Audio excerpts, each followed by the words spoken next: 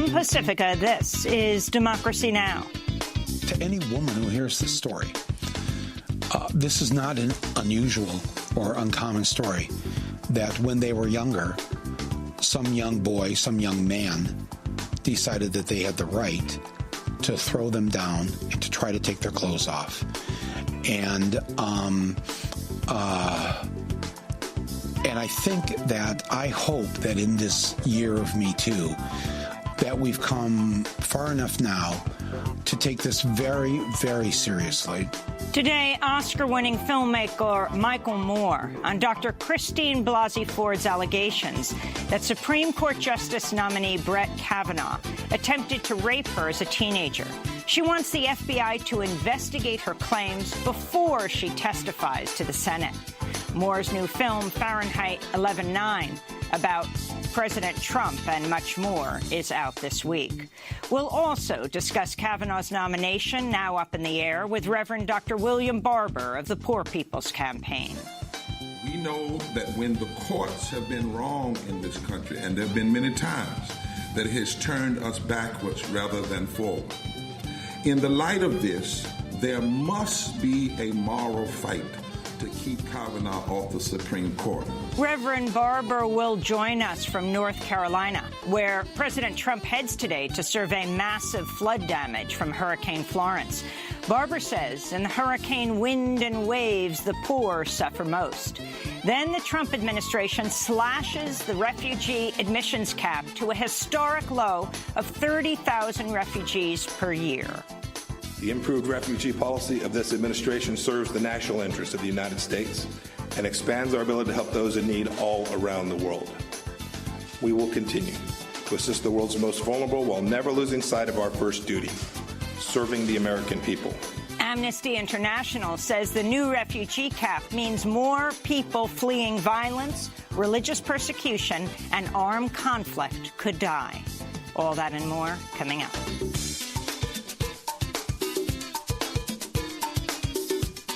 Welcome to Democracy Now!, democracynow.org, The War and Peace Report. I'm Amy Goodman. The leaders of North and South Korea have wrapped up their third summit this year with a vow to denuclearize the Korean peninsula. Earlier today, South Korean President Moon Jae-in and North Korean leader Kim Jong-un held a joint news conference in Pyongyang. Kim vowed to move towards denuclearization if the United States takes steps of its own. We adopted a military pact to end a history of brutal and tragic confrontation and hostility, and agreed to make efforts to turn the Korean peninsula into a land of peace without nuclear weapons and nuclear threats. South Korean President Moon Jae-in praised the North Korean offer. He said the era of no war has started. South and North Korea agreed on a denuclearization plan for the first time. It is a very meaningful outcome. The North has decided to permanently abolish the Tongchanri engine test site and missile launchers with the attendance of experts from relevant countries. The two leaders also agreed to pursue a bid to co-host the 2032 Olympic Games, and Moon said he expects Kim Jong-un to soon become the first North Korean leader to ever visit Seoul. The woman who's accused Supreme Court Justice nominee Brett Kavanaugh of attempting to rape her as a teenager has asked for the FBI to investigate her claims before she testifies to the Senate. Senate Judiciary Committee Chair Chuck Grassley had invited the woman, Dr. Christine Blasey Ford, and Kavanaugh to both testify Monday. In a letter to Grassley, Blasey Ford's attorneys wrote, quote, "While Dr. Ford's life was being turned upside down, you and your staff scheduled a public hearing for her to testify at the same table as Judge Kavanaugh in front of 24 U.S. senators on national television to relive this traumatic and harrowing incident." The letter went on to reveal Christine Blasey Ford has received multiple death threats in the past few days and has been forced to move her family out of her home. On Tuesday night, one of her attorneys, Lisa Banks, appeared on CNN. Any talk of a hearing on Monday, frankly, is premature because she just came forward with these allegations 48 hours ago. And since that time, she has been dealing with hate mail, harassment, death threats. So she's been spending her time trying to figure out how to put her life back together, how to protect herself and her family. And there hasn't been an investigation, and these are serious allegations. On Tuesday night, Senator Grassley said there's no reason for any further delay of the hearing, even if Dr. Christine Blasey Ford does not testify. Meanwhile, President Trump dismissed the need for an FBI probe into her allegations. To that end, what would be the problem with the FBI reopening their background investigation into Judge Kavanaugh? Would you support such a thing? It wouldn't bother me, other than the FBI, John, said that they really don't do that. That's not what they do. Democratic Senator Dianne Feinstein of California responded on Twitter by writing, quote, fact check. The FBI can investigate Dr. Blasey Ford's allegations as part of its background investigation. That's their job. To say otherwise is false. It investigated Anita Hill's allegations of sexual harassment against Clarence Thomas. It should investigate this, too, Feinstein tweeted. President Trump also defended Brett Kavanaugh, describing him as a great gentleman. I feel so badly for him that he's going through this, to be honest with you. I feel so badly for him. This is not a man that deserves this. And we will see what happens. But I just think he is at a level that we rarely see, not only in government, anywhere in life. And honestly, I feel terribly for him, for his wife, who is an incredible, lovely woman, and for his beautiful young daughters. I feel terribly for them. President Trump did not refer to Kavanaugh's accuser by name, just calling her the woman. The death toll from Hurricane Florence has risen to 35, while the flooding is worsening in some parts of North Carolina. President Trump is heading to North Carolina today, where some 10,000 people are still living in shelters and nearly 350,000 are without power. Meanwhile, in South Carolina, 2 women detainees died Tuesday when they were being transported in a sheriff's van, which was overcome by floodwaters. The women were both mental health patients being detained for medical transport. 2 sheriff's deputies in the vehicle were able to be rescued from the rising waters. We'll have more on Hurricane Florence later in the program with the Reverend Dr. Barber. President Trump has confirmed the United States is considering building a permanent U.S. military base in Poland. We're looking at it very seriously. I know Poland likes the idea very much, and it's something that we are considering, yes. Trump made the comment during a White House meeting with the Polish President Duda, suggested naming the base Fort Trump. Poland has been pushing for an increased U.S. presence as a counter to what it has described as Russian aggression in the region. In other military news, Stars and Stripes is reporting the U.S.-led international coalition in Afghanistan is building new hardened permanent structures in Kabul. In the latest sign, the 17-year war won't be ending anytime soon. NATO is seeking bids to build a massive concrete command and control center at its compound. In news from Yemen, U.S.-backed Saudi forces have launched a new series of attacks on the port city of Hodeidah, sparking fears of a humanitarian crisis. The charity Save the Children has warned disruption to supplies coming through Hodeidah could, quote, cause starvation on an unprecedented scale. The group warns 5 million children are at risk of famine. Meanwhile, CNN's reporting new evidence confirms U.S.-made bombs have been used in a series of attacks killing Yemeni civilians since the U.S.-backed Saudi assault began in 2015. The CNN probe was based on shrapnel found at the scene of multiple bombings. Several of the bombs were manufactured by Raytheon. In Gaza, Israeli forces killed 2 Palestinians Tuesday and wounded 46, firing shots at a crowd of thousands protesting near the Erez checkpoint border fence with Israel. The protest was in part calling out the recent halt in funding by the U.S. to the UN agency UNRWA. Meanwhile, Israeli forces shot and killed a Palestinian man in the occupied East Jerusalem. A new UN report is slamming Burma's leadership for the mass atrocities committed against the Rohingya minority. The report details violence in the western state of Rakhine and finds that the Burmese military committed, quote, the gravest crimes under international law when Rohingya villages were cleared a year ago. The report builds on an earlier UN report from August, which called for top Burmese military leaders to be prosecuted for crimes against humanity and genocide. A top UN human rights investigator also called out Burma's civilian leader, Nobel Peace Prize laureate Aung San Suu Kyi, for being a, quote, fig leaf for military atrocities. This is Marzuki Darusman, chair of the UN Independent International Fact-Finding Mission on Myanmar. Repressive laws are being used to silence those that seek to scrutinize. We have verified instances of reprisals against individuals for sharing information with the United Nations. Peaceful protests are blocked, sometimes violently, as occurred in the village of Mrauk-U. While voices critical of the government are muted by threats and arrest, hate speech is thriving, particularly against the Rohingya. Patience will not help Myanmar's democratization. It will only help those that seek to derail it, as it has for over 70 years.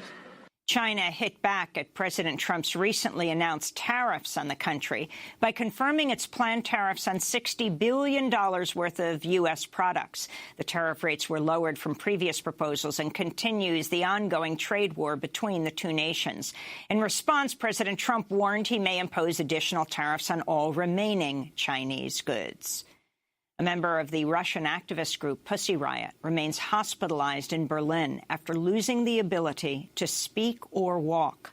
On Tuesday, German doctors said the activist, Piotr Verzilov, was likely poisoned. He was hospitalized last week after falling gravely ill. In July, he was arrested and jailed after rushing the field during a World Cup match to protest Russian police brutality and human rights abuses. He reportedly started having severe symptoms after attending a court hearing in Moscow. In 2012, Piotr appeared on Democracy Now! To talk about Russia's jailing of his former wife, Nadia Tolokonnikova, also of Pussy Riot. A week later, I went to see Nadia, and around 20 or 25 FSB officers just were jumping out of nowhere and apprehended us. We were put to the ground, guns stuck to our heads, and then we were taken to interrogation. And the same thing happened with other two girls. That's Piotr Verzilov. He remains hospitalized in Berlin. That interview from 2012. You can go to the whole interview at democracynow.org. In voting rights news, Mother Jones reports Commerce Secretary Wilbur Ross lied under oath in testimony about the controversial citizenship question in the 2020 census. Ross claimed the Justice Department requested the addition of the question in order to better enforce the Voting Rights Act. But new emails confirm he was the one who approached the Justice Department about including the controversial question after consulting with senior White House officials. Kansas Secretary of State Chris Kobach, then head of the widely discredited and now defunct Election Integrity Commission, was one of the officials who lobbied Ross to add the question, quote, at the direction of Steve Bannon, unquote. Multiple lawsuits are challenging the inclusion of the citizenship question in the census. The Roman Catholic Diocese of Brooklyn, New York, has agreed to pay out $27.5 million to 4 men who were sexually abused by a religious teacher between 2003 and 2009. It's one of the largest settlements ever awarded to individual abuse victims within the Catholic Church. And McDonald's workers around the country went on strike against the fast food giant Tuesday to protest sexual harassment. At rallies in various cities, workers decried sexual abuse and harassment in the workplace and said the company has not addressed their complaints in many cases. And those are some of the headlines. This is Democracy Now!, democracynow.org, The War and Peace Report. I'm Amy Goodman. Dr. Christine Blasey Ford, who has accused Supreme Court Justice nominee Brett Kavanaugh of attempting to rape her when she was 15, has asked for the FBI to investigate her claims before she testifies to the Senate. Senate Judiciary Committee Chair Chuck Grassley had invited Blasey Ford and Kavanaugh to both testify on Monday, But in a letter to Grassley, Blasey Ford's attorneys wrote, quote, "While Dr. Ford's life was being turned upside down, you and your staff scheduled a public hearing for her to testify at the same table as Judge Kavanaugh in front of 24 U.S. senators on national television to relive this traumatic and harrowing incident." The letter went on to reveal Christine Blasey Ford has received multiple death threats in the past few days and has been forced to move out of her home. On Tuesday night, one of her attorneys, Lisa Banks, appeared on CNN. Any talk of a hearing on Monday, frankly, is premature because she just came forward with these allegations 48 hours ago. And since that time, she has been dealing with hate mail, harassment, death threats. So she's been spending her time trying to figure out how to put her life back together, how to protect herself and her family. And there hasn't been an investigation, and these are serious allegations. On Tuesday night, Senator Grassley said there's no reason for any further delay in the hearing, even if Christine Blasey Ford doesn't testify. Meanwhile, President Trump dismissed the need for an FBI probe into her allegations. To that end, what would be the problem with the FBI reopening their background investigation into Judge Kavanaugh? Would you support such a thing? It wouldn't bother me other than the FBI, John, said that they really don't do that. That's not what they do. Democratic Senator Dianne Feinstein of California responded on Twitter by writing, "Fact check. The FBI can investigate Dr. Blasey Ford's allegations as part of its background investigation. That is their job. To say otherwise is false. It investigated Anita Hill's allegations of sexual harassment against Clarence Thomas. It should investigate this, too." President Trump also defended Kavanaugh, describing him as a great gentleman. I feel so badly for him that he's going through this, to be honest with you. I feel so badly for him. This is not a man that deserves this.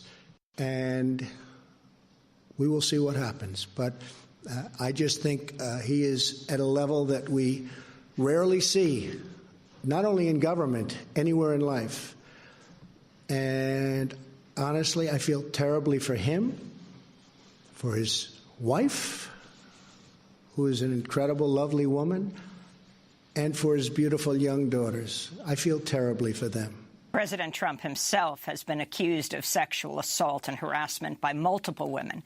In that news conference, he would not refer to Dr. Blasey Ford by name, only as the woman. Well, on Tuesday evening, I sat down with Oscar-winning filmmaker Michael Moore, whose new film about Trump and much more is out this week. It's called Fahrenheit 11/9, Tyrant, Liar, Racist, a Hole in One. He was here in our New York studio, and I asked him to respond to Trump's comments about Kavanaugh and, as well, Kavanaugh's accuser, Christine Blasey Ford. I watched the news this morning, and to hear her say, as she's described in the Washington Post article, she described the incident, that when he had thrown her on the bed, and he at that point is a 17-year-old junior or senior in high school, she's a 15-year-old freshman or sophomore. And she said, and I think I'm quoting accurately here, that the thought ran through her head that she could possibly die because he was suffocating her with his hand over her mouth and nose. I guess as you have to say legally here, as it is alleged. Because she was attempting to scream. Because she was trying to scream. And allegedly. Yes. I was never a teenage girl. But I have had to live my 64 years listening to women, both friends, family, and the general public tell me these stories. This is, I think, to any woman who hears this story, this is not an unusual or uncommon story that when they were younger, some young boy, some young man decided that they had the right to throw them down and to try to take their clothes off. And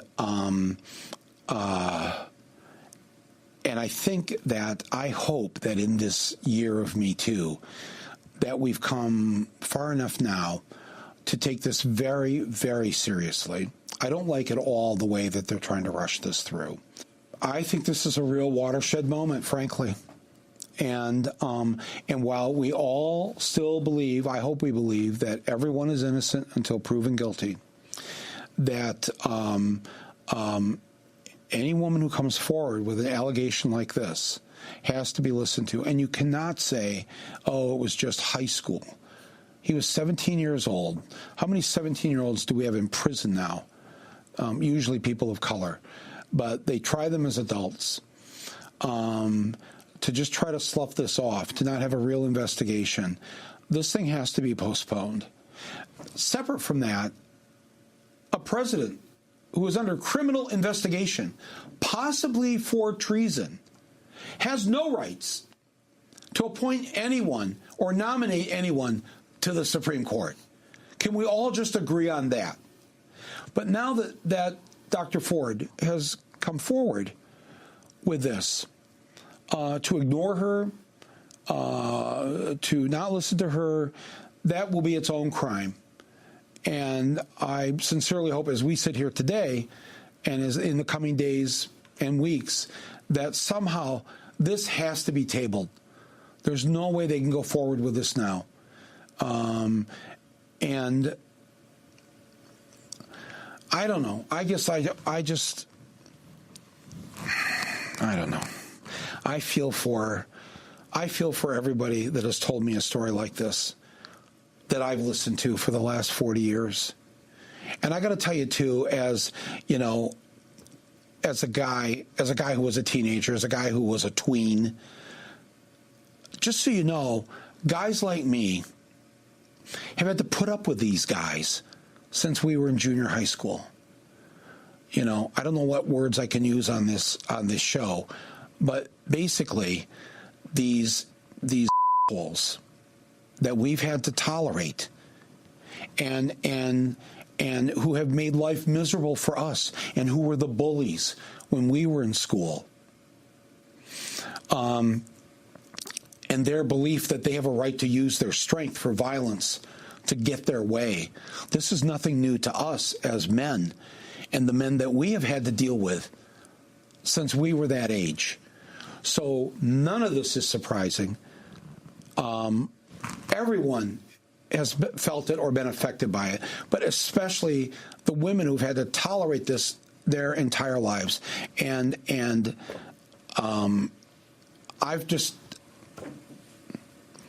I know that when I walk out of here, if we were doing this at night and it was 10 o'clock and we're downtown here in New York City, it's 10 o'clock at night and it's dark out, I would walk out of your building here and walk to the subway and go home and really never have another thought about it because I belong to this gender.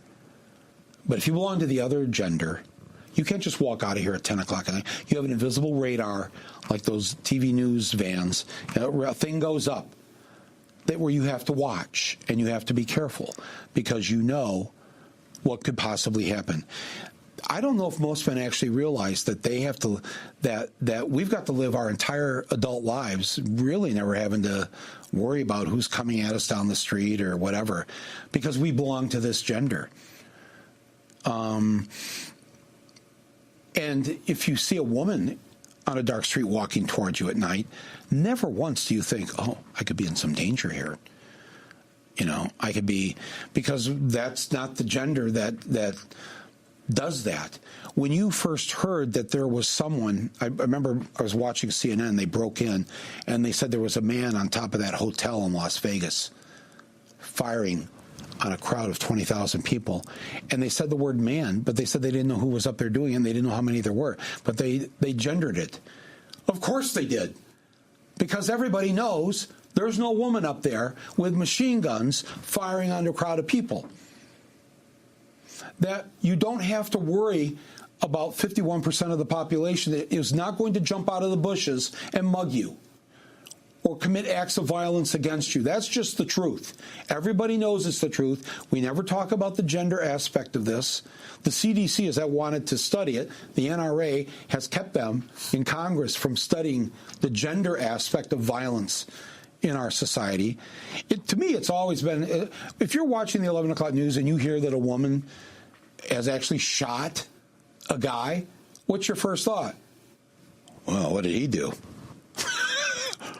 What kind of abusive guy is that? I mean, it's like, for a woman to do that, that's the society we live in. So, Brett Kavanaugh and Dr. Ford now bring one of the big central issues and way of living in our society now to the table again. And we're going to have to confront it and deal with it. And I hope we do. But either way, the criminal president doesn't have a right to be making appointments to the Supreme Court. That's Oscar-winning filmmaker Michael Moore commenting on Dr. Christine Blasey Ford's allegations that Brett Kavanaugh tried to rape her when she was 15 years old and he's 17. Michael Moore's new film about Trump and much more is out this week. It's called Fahrenheit 11/9. Michael Moore joined us here in our New York studio. We'll air more of his interview later this week. This is Democracy Now! When we come back, we head to North Carolina to speak with Reverend Barber about the hurricane and the effects on the poor. Stay with us.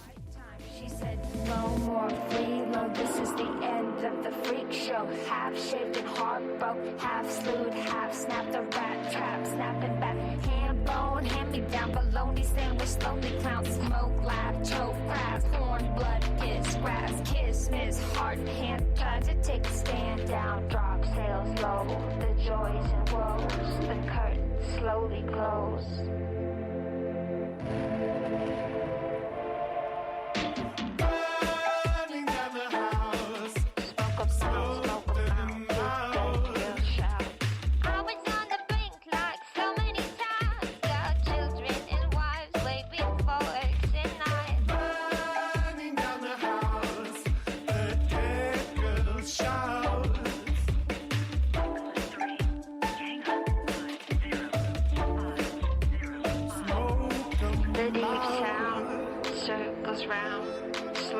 Raging, death, ice fall, hothouse burned down, foes upon foes, west to east it goes, the dead girl says, let's just be frank, in the glorious tone of marrow and bone, these days of ore, the chance we meet once more, the smoke, lightning, crack. Smoke 'em Out by Coco Rosie featuring Anoni. This is Democracy Now!, democracynow.org, The War and Peace Report. I'm Amy Goodman.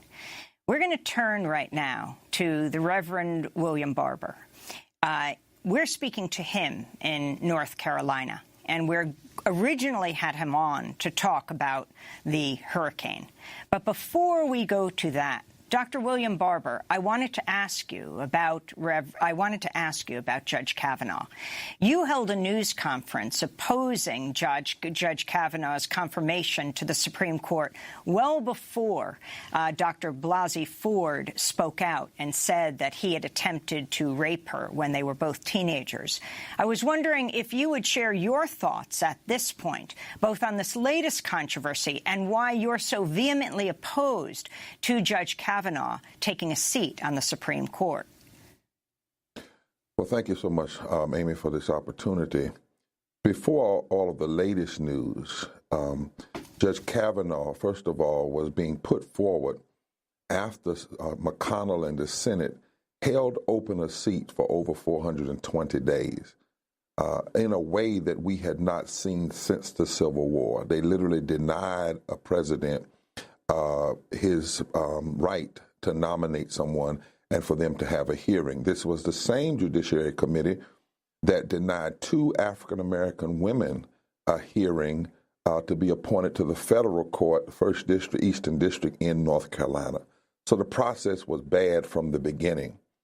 Secondly, what we are seeing now, if we look at George Bush and now Donald Trump, we are poised to have 2 presidents that did not win the popular vote now will have appointed 4 members to the Supreme Court, 4 extreme members to the Supreme Court. We already have a Supreme Court that rolled back the Voting Rights Act. Kavanaugh, we believe it would be dangerous to voting rights, to labor rights, to health care, and to women's rights. And that was exposed in the hearings of what he would not answer and what he would not say was settled law. For instance, Senator Kamala Harris asked him, was Section 2 of the Voting Rights Act settled law? Section 2 says it's basically the protection that says no state can engage in discriminatory practices as it relates to voting and voting rights.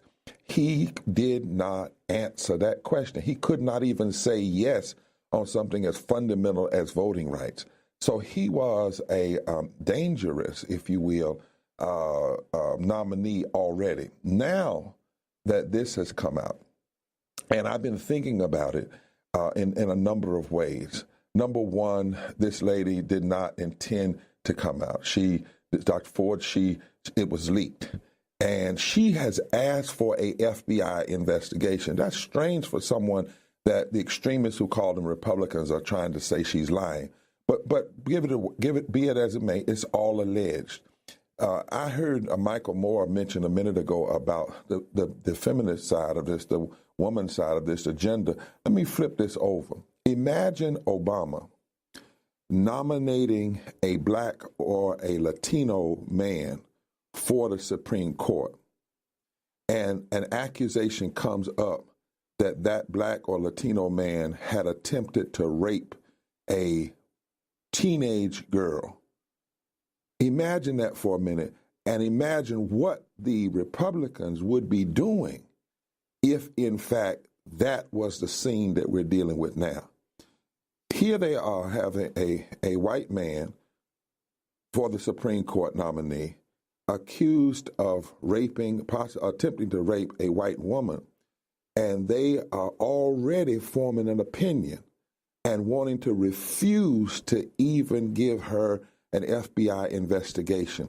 This is nothing but the gangsterization of our politics and our political systems, and people in America must stand up against this entire process because it is a direct contrary to our fundamental values.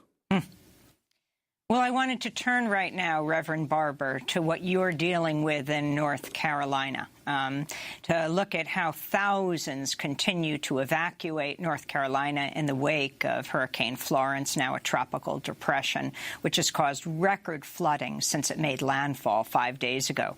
President Trump is expected to visit your state, is going to North and South Carolina today. The death toll from the storm has risen to at least 35, including 3 young children, and as well in South Carolina, 2 women detainees drown in a sheriff's van. More than 10,000 people have already fled to shelters. Nearly 400,000 are without power in North Carolina. On Tuesday, Governor Roy Cooper said 16 rivers were at major flood stage, and 3 more rivers could peak in coming days.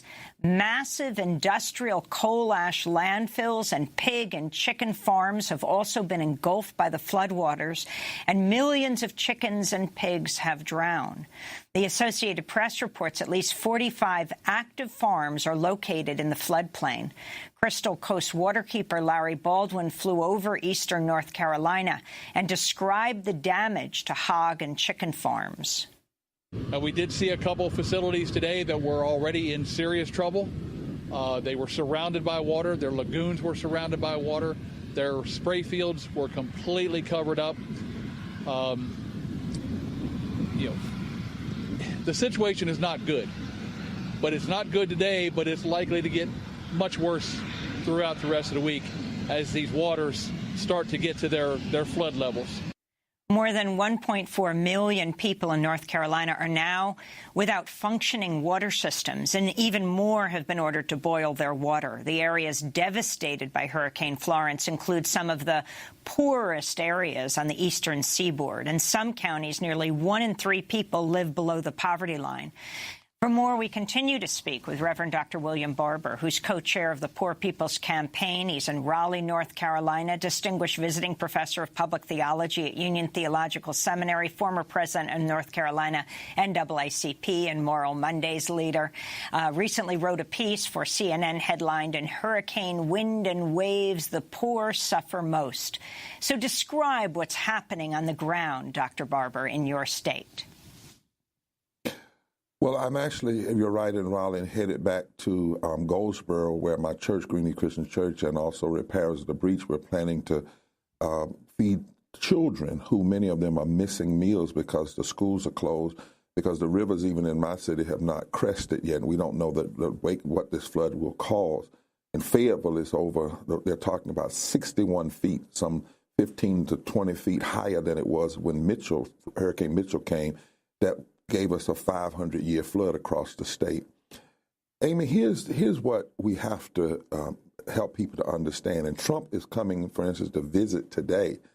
But his policies, the negative impact of his policy, were visited on the poor and low wealth long before he came.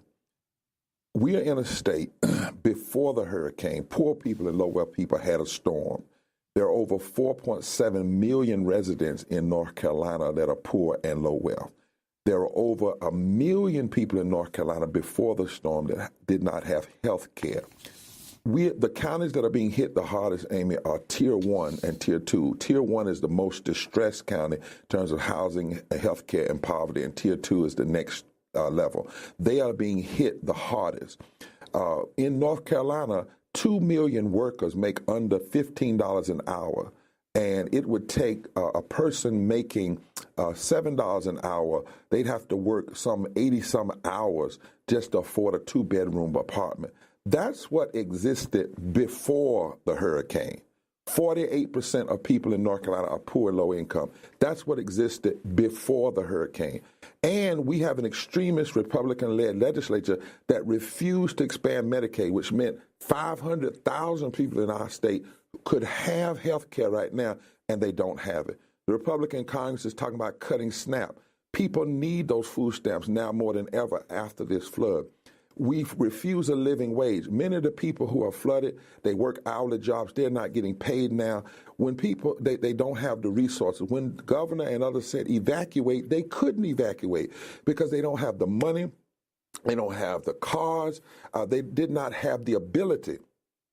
And when you think about it, the state is now bringing federal money. The president will say he's going to give federal money.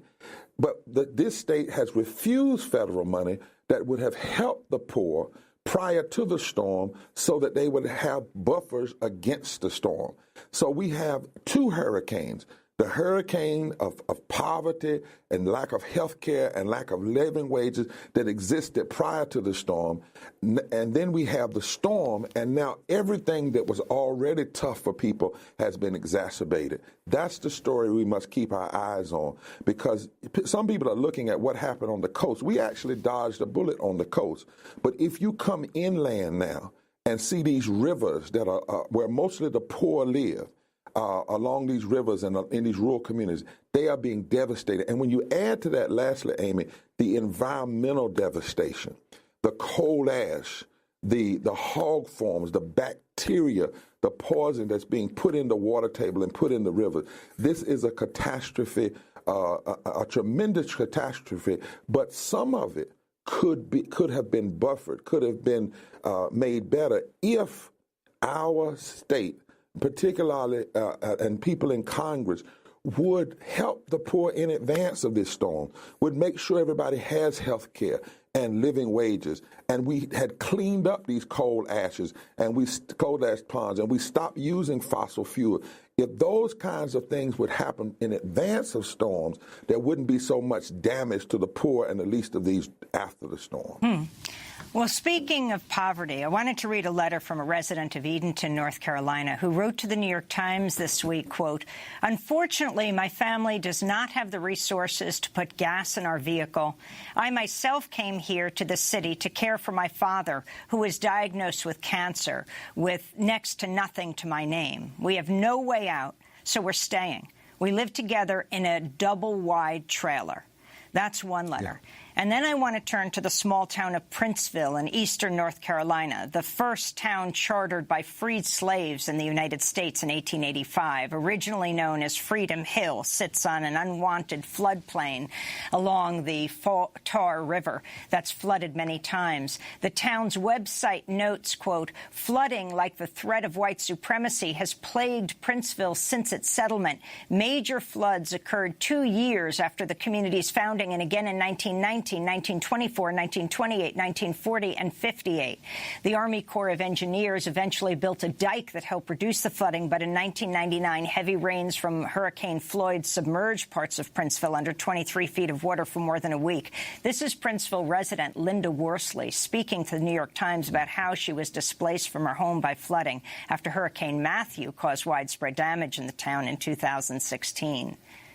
We did have a dike buildup, but the water actually went around the dike and it came up behind my house and destroyed everything. Then a lot of the water also came up through the sewer systems. Are you worried about whether or not you'll be allowed to rebuild on this land? Yes, I am. Trying to do everything I can to make sure I'll still be able to stay in the same land that my forefathers bought so that we could have somewhere to live and go. So that clip from Princeville, a 2016 report, talking about the black community, the first community founded by freed slaves. Can you talk more about this, Reverend Barber? I actually did a rededication of that city this past year, and I know people there. I live not far from Princeville. I live in eastern North Carolina. I've raised in eastern North Carolina. So this is my home that I'm seeing constantly hit.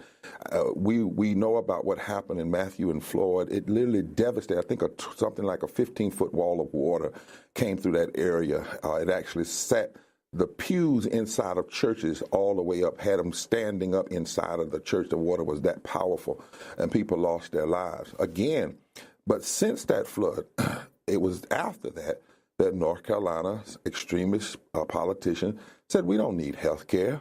We don't need a living wage. We don't need to deal with these environmental issues. If anything, they deregulated. And here we are again. We're in a state where 56% of the children, Amy, 1.3 million, are poor and low wealth.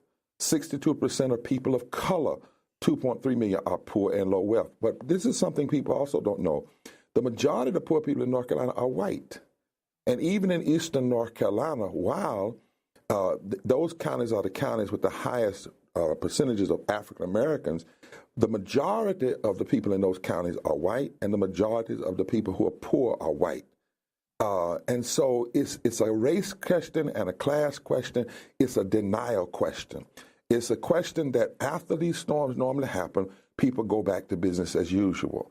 Or we get something like we see the extremism of Trump, where you deny the things that people need. Then when the storm hits, you come in and you visit and act as though you're concerned, but your policies prior to the storms created problems for the people in a way that they wouldn't have some of these problems they have now if you hadn't been so vicious and so mean and so regressive in your policies when the days were sunny. We're going to have to learn how to do this better. People are suffering. People are afraid all over eastern North Carolina. And think about this, Amy. This is the only glimmer of sunshine in the midst of this. This is what a Category 1 and a tropical storm has done. They thought it would be a Category 4 or 3. If it had been a Category 3 or 4, it is unimaginable what the pain and the travesty would be, what the poisoning to the environment would be, what the need for health care would be. Imagine now people that are getting sick that could have health care don't have it. How are they going to be treated? Homes, as you said, you talked about a lady living in a mobile home. There's so many mobile homes. We could do so much better with affordable housing in these areas, but that's not the case. Some people may be off work 2 and 3 weeks. They already were in a position before the storm where if they missed one day, they might not be able to pay their rent. or afford their medicine or feed their families. We have to talk about the political and social storms that exacerbate the natural storms when they do happen. Just last month, former Vice President Al Gore visited you in North Carolina, and you went on a tour of the coal-impacted communities. Gore speaking here in front of the smokestacks of Duke Energy's Belews Creek Steam Station, which runs on coal. I want to draw connections between Belews Lake and the coal ash pollution and the gaseous pollution that is threatening to make of our entire planet the kind of mess that they've made here. We had to stop on the way over here or actually we didn't stop, but we saw going beside us all these train cars full of coal. On a peak day, this plant over here burns 220 rail cars full of coal. And what is left over when they burn it is this toxic coal ash.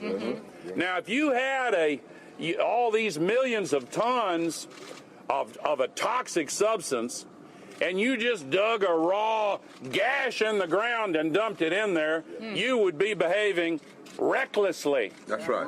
That's what they're doing. That's right. This is a crime scene. So that's Vice President Al Gore speaking outside the Duke Energy plant with you, Reverend Barber. Duke Energy, and that was before the storm. Duke Energy now says at least 2,000 cubic yards of coal ash were released amidst Tropical Depression Florence's massive flooding in North Carolina, enough ash to fill something like 180 dump trucks. As we wrap up what this means.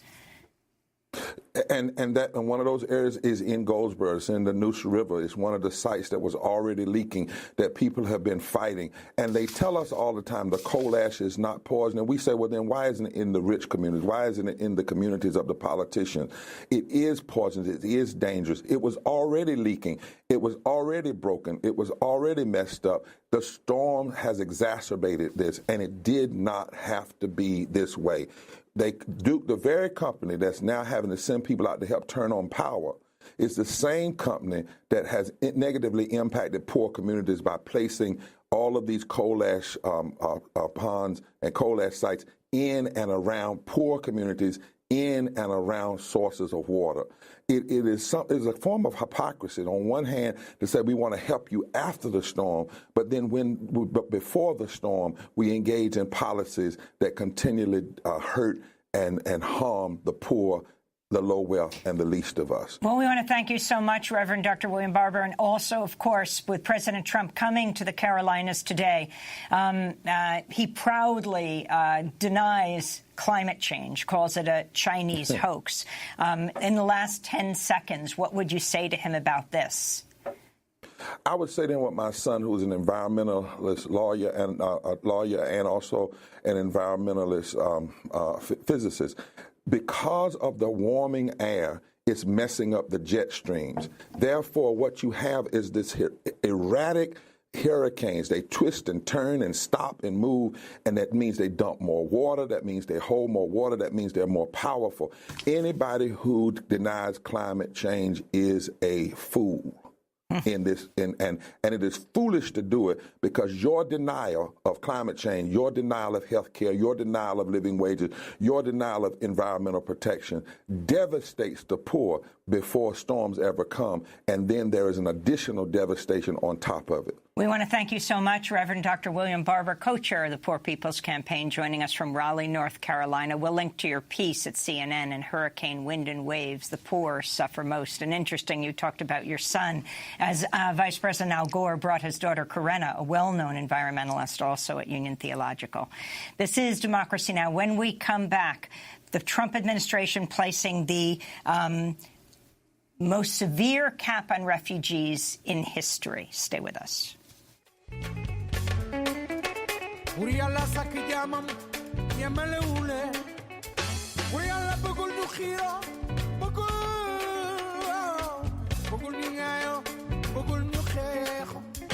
My people, bolo mo isunu dolen, bolo na.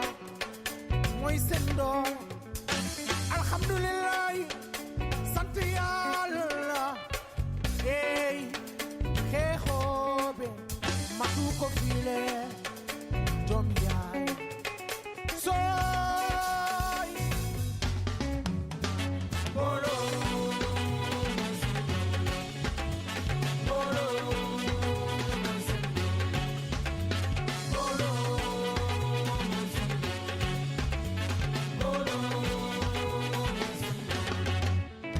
Unity by Diali Sissoko and Kiraba. This is Democracy Now! I'm Amy Goodman with Juan Gonzalez. Well, the Trump administration has once again slashed the number of refugees allowed to resettle in the United States. On Monday, Secretary of State Mike Pompeo announced the new cap on refugees would be historically low of just 30,000 next year, down from the current level of 45,000. The improved refugee policy of this administration serves the national interest of the United States and expands our ability to help those in need all around the world. We will continue to assist the world's most vulnerable while never losing sight of our first duty, serving the American people. We are and continue to be the most generous nation in the world. The actual number of refugees allowed into the country is expected to be even lower than the 30,000 cap.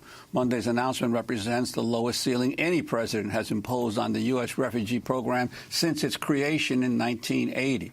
Under President Obama, the refugee cap reached 110,000. Well, for more on the Trump administration's refugee policy, we go to Washington, D.C. to speak with Ryan Mace, refugee specialist for Amnesty International USA. Ryan, thanks for joining us. Talk about the significance of this number and what it means for refugees around the world. Yes, thank you so much for having us on. It's an honor to be on. Yeah, this really is quite significant, the announcement that the Secretary made on Monday. It really is, we're calling it an abandonment of our commitment to this vital protection. The U.S. Refugee Admissions Program is a program that was started in the 1980 Refugee Act. It's a bipartisan program. It's a program that we should all be very proud of. Over 3 million refugees have been resettled through this program since 1980. And as you said, presidents from Ronald Reagan, George Bush, President Obama have set the refugee admissions goal at the start of every fiscal year, and it's a goal that both shows our commitment to this vital protection. It shows our commitment as the United States, and it really does show the world that we are committed to this program. So, as you said, in the last full year of the Obama administration, in fiscal year 2016, they set the goal at 85,000. At the time, that actually was quite a high goal to set. Previously, the goal had been around 70,000. So and as you might recall, this was during the time, we're still in this time, but where Syrian refugees were obviously really on the front page of the news. There was a lot of political pressure for the United States and other countries to do more. And President Obama and the administration realized that. They set a goal that was definitely a higher goal than there had been. But the political will was there to say, we are going to do this, and that meant that they had to do the work to achieve that goal. We had to send people to do interviews on the ground, those security interviews that are so important, and we achieved that goal. It was 85,000, just a little under that, but they did meet that goal, and that's really the difference between previous administrations and the current one that we're in. Is that previous administrations set that goal at the start of the fiscal year in consultation with Congress and the American people, and they set that goal, and then they worked to achieve it throughout the year. And the difference is that at the start of this fiscal year, the one that we're in, the Trump administration set a goal of 45,000.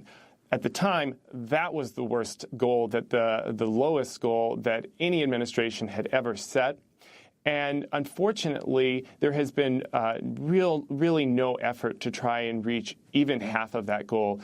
We're a few short weeks away from the end of this fiscal year, and I just looked it up before I came in. We're about 21,000 refugees through the course of this last year who have been able to be resettled here in the U.S. And again, that's half of the goal that we set.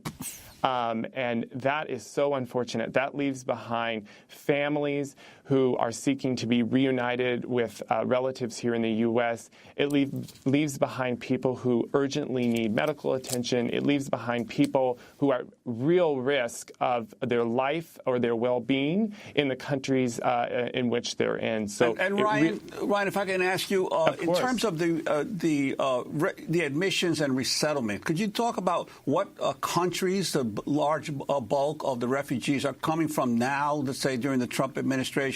Has there been any change from under the Obama administration in terms of the countries from which people are coming? Yeah, of course. I mean, if you look at the difference in the past few years, you really can see, of course, every country has gone down, unfortunately, simply because of course, the goal has lowered so significantly in the past 2 years of this Trump administration. You're also seeing that, again, there's only a few countries where you're really seeing over a couple of thousand refugees even coming. Most countries in this fiscal year are in the hundreds because, again, we're talking about such a low number compared to previous fiscal years. I think one of the most stark numbers is, of course, for Syrian refugees. The Syrian refugee crisis, of course, everyone knows it's one of the worst refugee crises that we've faced. There's millions of refugees who have been forced to flee Syria, usually to the surrounding region.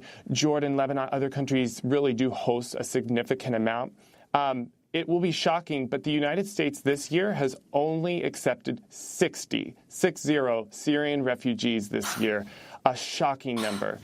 Last year, there was around 6,000 that were resettled, and primarily probably in the first few months of the fiscal year when Obama was still the president. And the last full year of President Obama's administration, there were almost 12,000 Syrians who were resettled here in the U.S. Could you clarify the difference between the refugees admitted and asylum seekers? Yeah, that's a really important question and distinction. So refugees, especially when you view it in the U.S. context, but refugees are people who come in the U.S. through the U.S. Refugee Admissions Program. So they're people who have fled their country of origin because of fear of persecution based on who they are or what they believe. And then they go through the U.S. Refugee Admissions Program. Usually they're referred by the United Nations. They've gone through the United Nations' own vetting and biometric process. And then once the UN refers them to the U.S. for resettlement, because the UN believes that they would be well placed in the U.S. because of either a family connection, a U.S. tie, or because we have, of course, the ability to accept them. The U.S. is historically received the largest amount. They go through the U.S. Refugee Admissions Program. Asylees are people, again, in a U.S. context, are people who come to our border, or maybe they came on through some other means, a student visa, and then they realize that while they're here, that they fear going back. Maybe there's a war that breaks out in their country, or maybe they get threats against their life, or they have threats against their life. Ryan, we have to wrap up, but we just want to ask, do you believe people will die if this cap is enforced? Yes, unfortunately, this is very much a matter of life and death. These are people who are, again, they're all over the world, and there's people who urgently need access to this durable protection. The Trump administration received so much backlash to Pompeo's announcement that the State Department said they're just bringing this proposal to Congress. It hasn't been fully decided yet, so we will continue to follow this issue. Ryan Mace, refugee specialist for Amnesty International USA, thanks so much for joining us. That does it for our broadcast. Democracy Now!, produced by Mike Burke, Renee Feltz, Nermeen Sheikh, Carla Wills, Laura Gottesdiener. I'm Amy Goodman with Juan Gonzalez.